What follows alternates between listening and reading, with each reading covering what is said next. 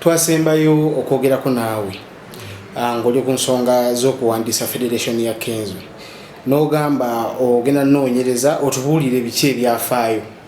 byatambula biki ensonga za Kenzo badde nga ava ku mulamwa wannawali twasembayo okumiitinga ne ttiimu ya Kenzo twatutandisa okukkaanya nga associations 13 ne ttiimu ya Kenzo tulabe nga tukwatira wamu Federation nga music industry kubanga Federation yajjira mu kirowoozo kyakuservinga music industry yonna naye twasembayo awo tubuzayo meeting emu tukimalirize twagenda okulaba ate nga awandiisizza kuno okuwandiisa kwali kulina kutambulira ku mulamwa nti tukaanyiza biki bye twagala okukola n'engeri gye tugenda okubitambuza naye tugaba n'emirimu egy'okukola naye ye teyakiraba nti ekyo kikulu n'atuyita emabega era tekyatuyisa bulungi naye ne tugamba tujja kitereeza mu maaso eyo so ne gavumenti yalabye nga tekyali kirungi nesalawo etekewo meeting endala so olwajjo twatuddemu ku office ya OWC Operation Wealth Creation nga meeting yayitibwa Director of Operations Mchala Sylvia Awori nga twali tusuubidde nti meeting ku luno yegenda otutuuza ku side zombi twogere ku nsonga ezo tuzimalirize naye bwe twatudde ejjo kirabika tekyasobose twayogedde bingi ne tunyonyola ebibadde bigenda mu maaso kubanga kati ye abadde akabiyingiramu naye twabadde twakamunyonyola nga tunaatera okukwata ku nsonga Minister Betty Yamongi owa Ministry of Gender n'akuba essimu n'asaba nti zino ensonga zidde ku ministry. Ekitegeeza temwamaliriza bibadde byabatutte? Tetwamaliriza ebyatututte naye essuubi eririwo minisita yabiyingiddemu n'asaba nti n'abikwasa State Minister Peace Mutuzo tutuuze batabaganye era yatusabe tuleeteyo ttiimu ku saidi yaffe nabo baleete ttiimu asaba yonna agenda tuyita tutuule tutabaganye ensonga zino. Mwategezebbwako mukolebwe oba ngambe nti mukole akakiiko ku saidi ya Kenzo etya abantu b'olubatu naye muleete abantu b'olubatu ekyo kyatuuse kunzikizanya mwena sides nga mugenda twalayo abantu? Yes, ku meeting ya jjo twakkiriza buli ttiimu eleete abantu 6 tulume kubeera abantu bangi bireme kulwawo nnyo songa ku nsonga ezimu zetwagala okukwatako ye akatabo ka Memorandum and Articles of Association tulabe nti tuddamu ne tukayiwa ne tukatereeza buli omu ebirowoozo bye ne bibaamu. Ensonga endala gyetusuubira okukwatako y'okulonda tuyinza n'okuddamu ne tulonda ekinaaba kyetaagisiza. Ensonga endala ye ebifo baani abanaakola mirimu ki ne baani betugenda okuteekawo bintu bimu byetugenda okukwatako. Akyembuuza ku saidi yammwe bwe muba nga muli bakusindika abantu abo 6 atusuubireko okulaba ani bwe mwesiga kuba tulabye abasinga abali mu Wuma ate bali saidi yeeri ku Federation. So ku ssaawa zino ziri kampu 2 oba ebiwayo 2 waliwo saidi ya Kenzo ne associations eyakawandiisa zino empya ezitanaba kuweza wadde omwezi. Then ku saidi eyokubiri waliwo associations 13 nga kwotadde Wuma mu gyenvaamu. Ezo associations zezikiikirira ebitonotono ebyenjawulo bya music industry ng'otaddeko ba audio producers, ng'otaddeko ba songwriters, ng'otaddeko ba DJ, ng'otaddeko ba publisher, ng'otaddeko ba manager, bonna bali omwo ne associations endala ez'abayimbi. So mu ezo twatuula Florida ne tukkaanya ne tulondamu abantu 6 nga omu ku abo kwe kuli Cindy owa Wuma nange then ne kubeerako n'aba representing ziri associations endala. Big Guy talina ajakulira ng'alwanyi? Big Guy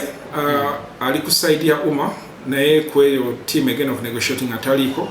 naye era ajja kubeera mu background nga atuwagira ng'era atuwa n'ebirowoozo bye tusuubira nti bijja kuyambako pozi nga waliwo ekiganye. Mukkiririza mu kwegatta? Tukkiririza mu kwegatta kubanga ffe twagala nnyo music industry ekulaakulana naye tulowooza nti ebbanga lisusse nga buli omu akola bibye. Omuyimbi ayimirira n'akitwala nti yeka yeetaagisa naye ate nga oluusi beerabiramuko nti nga tewali producer, nga tewali muwandiisi wa nnyimba, nga tewali atunda ennyimba bano bapublisher music abatatambula so ku luno tulowooza federation erina okutambulira ku mikutu egyo naye waliwo n'ekirala government nayo eshowinze interest mu kintu kya federation kino kubanga waliwo emirimu gya government egirina okutambula negituukako ne mu bayimbi so negyo nagyo gigenda kubanga tugikwatira wamu tulabe nga nabyo tubiwa okutu era tubiteeke mu plaani zaffe mu ngeri gyebitambula. Meeting nawe egenze at a success. Mukkiririza obanga meti kwegatta ku ya Kenzo wamu mugenda kola federation yammwe mubayite mwegatire mu federation yemu. So ekisooka kitulina okutereeza tewali federation ya Kenzo. Kenzo gyakulembera saa zino federation ya music industry yonna. Just kyetubadde tutereezaamu era kisinza otukanya nti abadde akikutte obi n'akitambulizanga ekintu kye era n'awa n'ekifaananyi nti eno ye naye nga ekifo oba ovudde ku kifaananyi n'odda ku mazima federation yakuzimba music industry yonna era naffe ffenna tulina okukibeeramu oba oyimba oba toyimba kasita obanga oteeta ettaffaali mu kutambuza music industry. Anawuliddeko omulaayo gwe mukubira ba DJ bajje babeegatteko. Ensonga yabadde ki era lwaki mwabayise? Kati ffe tetunayita ba DJ separately oba ku lwabo twabayita nga associations era tukolagana nabo already ffe nga associations 13. Kenzo yabadde oba team ya Kenzo bwabadde bagezaako okusokoola ffe abali awamu already kubanga ba DJ tutambula nabo era bali part of the associations 13. So tubadde tetwetaaga bayita kubanga tubadde tutambula nabo era ne mu meeting twabadde nabo jjo just ebbaluwa gye twawuliddeko yafulumye kusaidia ya Kenzo nabo babayita ate bagezaako bazze waabwe ate nga tulabanga bino ebintu si birungi birimuko enkola ekiyaye kubanga omuntu ate omuyita nga teyajja dda yazze already wali ali mu association 13 agezaako okwetabako ate omuyita ebbalibbali kwegamba ebintu ebyo nga tulaba si birungi naye tetubyewuunya kubanga bazze nga babikola naye nga tusuubira bijja kuvaawo tutetambule bulungi nga industry. Atutagaze eggwanga bino ebibiina okuli federation association oba tugambe bannabitone mwe beegattira bibiina bikuza music industry because atulabeko abayimbi abamu ne bannabitone nga bagamba nti temuyambiddwa oba bo tebayambiddwa nga balwadde nga basibiddwa nga babagoba mu mayumba temuze kubeerawo bino ebibiina bino omugaso gwabyo ki?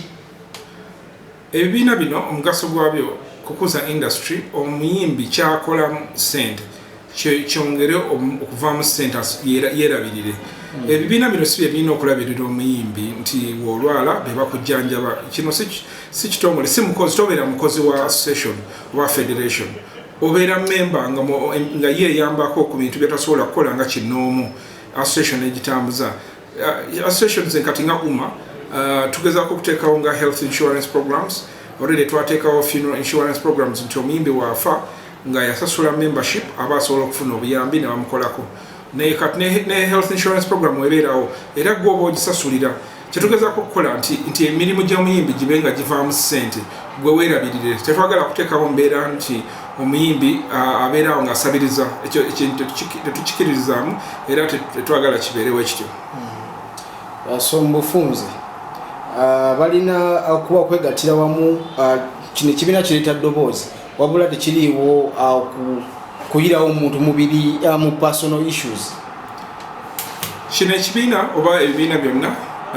si bye birina okuyirawo omuntu omubiri ekyo bakikola kubanga tewali kiwandiise institutional systems oba mu luzungu oba mu Luganda awo sikitegeera naye nga enkola erina okubaawo. For example tuteekawo ng'enkola za insurance omuntu n'osasula n'obanga ki ofuna buno obuyambi ku ssente ntonotono obanga ekizibu kyaguddewo nga walwadde naye so si kubeeraawo nga buli olwala nga association eringa muzadde si bwe kirina okukola era okuteekawo endowooza bwetyo si nnungi kubanga kiteeka muyimbi mu mbeera ey'okusabiriza kyetutakkiririzaamu. Abasinga bagamba nti nkuŋŋanya ssente oba mukuŋŋanya ssente mu financial gundi oba ne bagamba nti nno tulina eno sako yaffe yakasente naye ate n'atuuka n'okulwala ng'akasente ako takafunyeeko ate nga badde ateekayo. Tewali nsako bwetyo ey'okuba nti